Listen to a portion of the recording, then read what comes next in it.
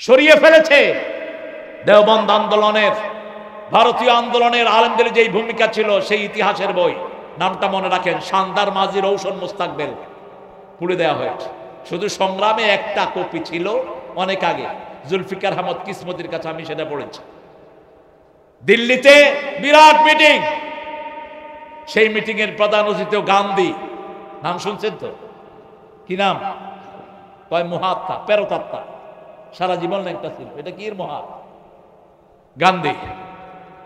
আর chief বক্তা ছিলেন হোসেন আহমদ মাদানী রহমতুল্লাহি আলাইহি। হোসেন আহমদ মাদানী গেলেন। হোসেন আহমদ মাদানীর ছেলে নাতি আছে, নাতি আছে না আবদুল হক, নাতি না, নাতি আছে বোধ হয়, দেবন্দ খায়ের, লম্বা টুপি পরতেন, ইস্তারি করা, অসম্ভব সুন্দর চলতেন, একদম পরিচ্ছন্ন পরিমার্জিত পোশাক পরতেন। তিনি গিয়ে দেখেন স্টেজে কেউ নাই, গান্ধী সহ সব নিচে বসে রয়েছে। क्या भाई क्या हुआ? गांधी बोलते से ब्रिटानिया की फौज ने कहा जो स्टेज पर उठेगा गुली चलाएगा। ব্রিটিশ বেনিয়ারা বলেছে যারা স্টেজে উঠবে তারা গুলি চালাবে। গান্ধী ডরে কোথায়? কোথায়? নিচে। কি ফিন্দ? দুটি দুটি, অর্ধেক ল্যাংটা। হোসেন আহমদ মাদানী বুকের বোতাম খুললেন, ফাঁক করে দিলেন, স্টেজে উঠলেন। ব্রিটানিয়া কি পাস কিতনা গুলিয়া হ্যায়, হুসাইন কি সিনার উপর চালাও, বিসমিল্লাহির রহমানির রহিম। বলছে ইংরেজ বেনিয়া, তোদের কাছে কত গুলি আছে, হোসেনের বুকের উপর চালা, বিসমিল্লাহির রহমানির রহিম। মিটিং শুরু করে দিলাম। আর এখন হালুয়া নেয় ওরা। ব্রিটিশ বেনিয়া থেকে উপমহাদেশ আজাদ করেছে আলেমেরা। এই বাংলাদেশের আজাদের পিছনে আলেমদের রক্ত আছে না নাই? আরে কথা কন না কেন? বৈষম্য বিরোধী আন্দোলনে 2000 ছেলে যদি এখানে যায়, তাহলে শাপলা চত্বরে গেছে 10,000। কোনো হিসাব নাই, শুধু একটা হিসাব আছে, ময়লার গাড়ি ভরে ভরে সব লাশ পাচার করা হয়েছে। আর দমকল বাহিনী দিয়ে পানি হিচে সারা রাত শাপলা চত্বরকে পরিষ্কার করা হয়েছে। আস্তে আস্তে সব আসবে। সব কার কাছে আছে? বহু সাংবাদিকের কাছেও আছে, আল্লাহর কাছে তো আছেই। আমাদের লোকেরা যে কত ভালো, সব আল্লাহর কাছে দিয়া বয়ে রয়েছে নিজেরা। রেকর্ড বের হবে আস্তে আস্তে, এত সহজে ছেড়ে দেওয়া হবে না। 18 হাফেজকে ব্রাহ্মণবাড়িয়াতে গুলি করে মেরেছো, আমরা ভুলে যাই নাই। আমাদের বহু আলেমকে বেধড়ক পিটিয়েছো, ঠিক কিনা? আমরা ভুলে যাইনি। সব প্রতিশোধ নিবেন কে? আল্লাহ। আলাইসাল্লাহু কাফান আবদা, একজনের কাছে বিচার দিয়ে রেখেছি। শুধু দুইটা জিনিস ঠিক করবেন, ইন্না শানিয়াকা হুয়াল আবতার, তোমাদের দুশমনদেরকে জড় কাটা করে দিবেন কে? আল্লাহ। শুধু নামাজ পড়বো কার জন্য? ফাসাল্লি লিরাব্বিক, রবের জন্য নামাজ, কমিটির জন্য নামাজ নয়, তাড়াহুড়ার নামাজ নয়। ফাসাল্লি লিরাব্বিকা ওয়ান, কুরবানি দাও আল্লাহর জন্য। ইন্না শানিয়াকা হুয়াল আবতার। আল্লাহ আমাদের সবাইকে নামাজি বানায়া দেন।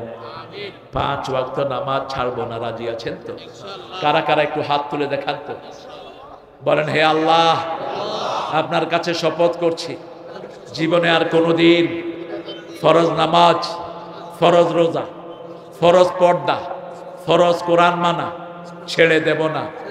আমিন ইয়া রাব্বাল আলামিন। ঘুমের 5টা সুন্নত বলে ছেড়ে দিচ্ছি। ঘুমের কয়টা সুন্নত? 5টা। প্রথম, ঘুমাতে যাওয়ার আগে ওযু করবেন। এখন যাদের পেটে বেশি গ্যাস হয়, গ্যাস না হলে তো এত কষ্ট পাইতাম না আমরা। বাংলাদেশে তো গ্যাস বেশি, এই জন্য গ্যাসের ফ্যাক্টরিও বাংলাদেশে বেশি। দুধ চা রেগুলার খাইবেন পেটে, ইনশাল্লাহ এমনি গ্যাস ফ্যাক্টরি হয়ে থাকবে ইনশাল্লাহ। রাসূল সাল্লাল্লাহু আলাইহি ওয়াসাল্লাম কখনো চা খান নাই। চাটা যে কোন পাগলে আবিষ্কার করছে। রাসূল পানও খান নাই, মানুষকে পান ছিল না। আরে গাধা, ও আল্লামা আদামাল আসমা কুল্লাহা, কুল্লার ভিতরে পান বোধহয় নাই তো, সব আছে। ইসলাম কত স্পষ্ট দেখেন। আপনি উজু করবেন, উজু করার পরে যদি উজু চলে যায়, উজু সওয়াবটা আপনাকে দিবেন কে? তিনটা কল্যাণ উজু করলে। কয়টা? রাসূল বলছেন যারা উজু করে ঘুমের আগে আল্লাহ তাদের রূহটাকে আল্লাহর আরশের সামনে সেজদা দেওয়ার অনুমতি দিয়ে দেয়। যারা উজু করে শোয়, যখন তারা ডাইন কাত হয়ে শোয়, ফেরেশতা তাদের জন্য মাগফিরাতের দোয়া করে। যখন বাম কাত হয়ে শোয়, ফেরেশতা তার জন্য মাগফিরাতের দোয়া করে। তো তাহলে প্রথম ওযু করব, 2 নম্বর আয়াতুল কুরসি পড়ব। কি পড়বেন? 3 নম্বর কুল হুয়াল্লাহ 3 বার, নাস 3 বার, ফালাক 3 বার। 4 নম্বর সুবহানাল্লাহ, আলহামদুলিল্লাহ, আল্লাহু আকবার। এই 3টা তাসবিহ যারা পড়ে, মোল্লা আলী কারি ভারত উপমহাদেশের হানাফি মাযহাবের সবচেয়ে বড় ইমামদের একজন, তিনি বলছেন এই 3টা তাসবিহ যারা রাতে পড়ে সব দুর্বলতা আল্লাহ তার দূর করে দেয়। মা ফাতেমাকে এই 3টা তাসবিহ শিক্ষা দিলেন রাহমাতাল লিল আলামিন। লম্বা হাদিস। রাসূল সাল্লাল্লাহু আলাইহি ওয়াসাল্লাম, মা আয়েশা বলছেন আমরা বসে আছি 11 জন বিবি, হেলে দুলে আমাদের কাছে আসলেন মা ফাতেমা রাদিয়াল্লাহু আনহা। তিনি যখন হাঁটতেন মনে হতো রাসূল হাঁটছেন, তিনি যখন কথা বলতেন মনে হতো রাসূল কথা বলছেন সাল্লাল্লাহু।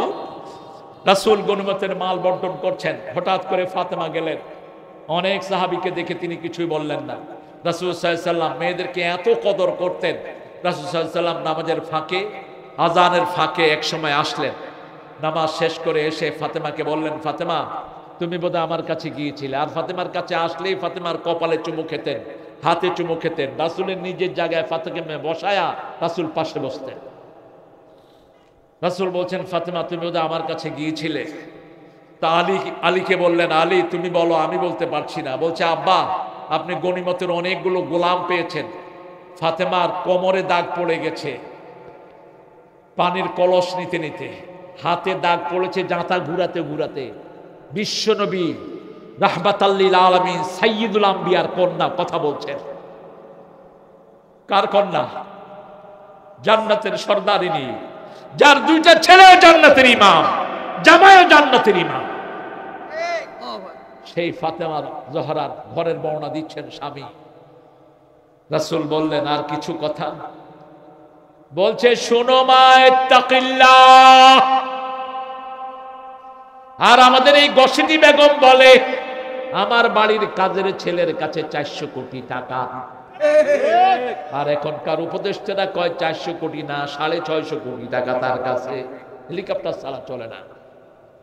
আর সাইয়্যিদুল আম্বিয়া, যিনি আঙ্গুল তুললে 4 টুকরা হয়ে যায়, যিনি পা উঠালে 7 আকাশ ছেড়ে চলে যায়, যিনি হ্যাঁ বললে হালাল হয়, না বললে হারাম হয়, যিনি বলতেন আমি যদি চাই উহুদ পাহাড় পুরোটা আল্লাহ স্বর্ণ করে দিবেন। তিনার কন্যা তিনার কাছে একটা কাজের লোক চাইলেন, তিনি উত্তর দিচ্ছেন, মা আল্লাহকে ভয় করো, নিজের কাজ নিজের হাতে করো। ও মা, তোমাকে একটা তাসবিহ দিচ্ছি, এটা যদি করো 100 গোলামের চেয়ে বেশি সওয়াব আল্লাহ তোমাকে দান করে দিবেন। রাতে শোয়ার সময় 33 বার সুবহানাল্লাহ, 33 বার আলহামদুলিল্লাহ, 34 বার আল্লাহু আকবার, এটা পড়ে শো। ৫ম নাম্বার, গালের নিচে ডান হাত রেখে দোয়া পড়েন, আল্লাহুম্মা বিইসমিকা আমুতু ওয়া আহইয়া। এরপরে আরো 2টা হাদিসে এসেছে, রাসূল কখনো কখনো মাথার নিচে হাত দিয়ে বলতেন, ইয়া আল্লাহ, যেদিন কিয়ামতের ময়দানে সকল মানুষকে আপনি একত্রিত করবেন, সেদিন আপনি আমাকে মাফ করে দিয়েন।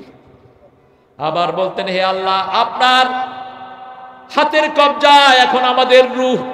মানুষ যখন মারা যায় রূহটা কার কাছে যায়?